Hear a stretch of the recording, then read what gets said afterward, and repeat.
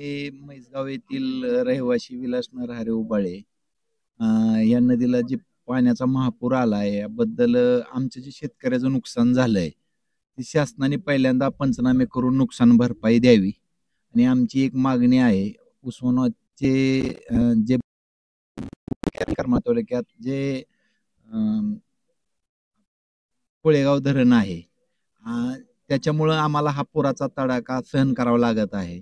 आम्ही ज्या वेळेस आम्ही उन्हाळ्यात पाण्याची मागणी करतो त्यावेळेस आम्हाला तुम्ही पाणी सोडत नाही आणि इतर वेळी आमचं नुकसान करण्यासाठी पाणी सोडता का तुम्ही?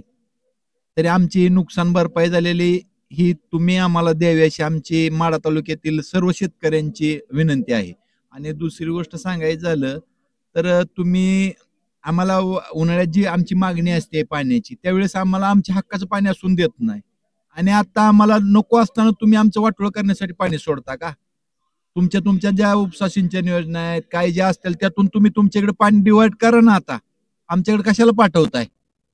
अशी आमची शासनाला एवढीच विनंती आहे. आणि उस्मानाबाद जिल्ह्यातील जे नेते आम्हाला पाणी सोडायला विरोध करतात ना तर त्यांनी त्यांच्या इकडे घेऊन जावं अशी आमची विनंती आहे. आणि आमचे जे शेतकऱ्याचं नुकसान झालंय ते आमचे शेतकऱ्याला पंचनामे करून सरसकट लोकांना भरपाई मिळावी ही शासनाला विनंती. एवढे बोलून मी माझी विनंती संपवतो. येथील नागरिकांचे म्हणणे असे आहे की कोळेगाव धरणातून जे पाणी आलेलं आहे किती 71,000 क्युसेक्स आहे ना 71,000 क्युसेक्सचं पाणी भूम आणि पारणा तालुक्यातून आणि कोळेगाव धरणातून येणारा जो विसर्ग आहे त्याच्यामुळे ही वाईट अवस्था परिस्थिती झालेली आहे म्हैसगावची.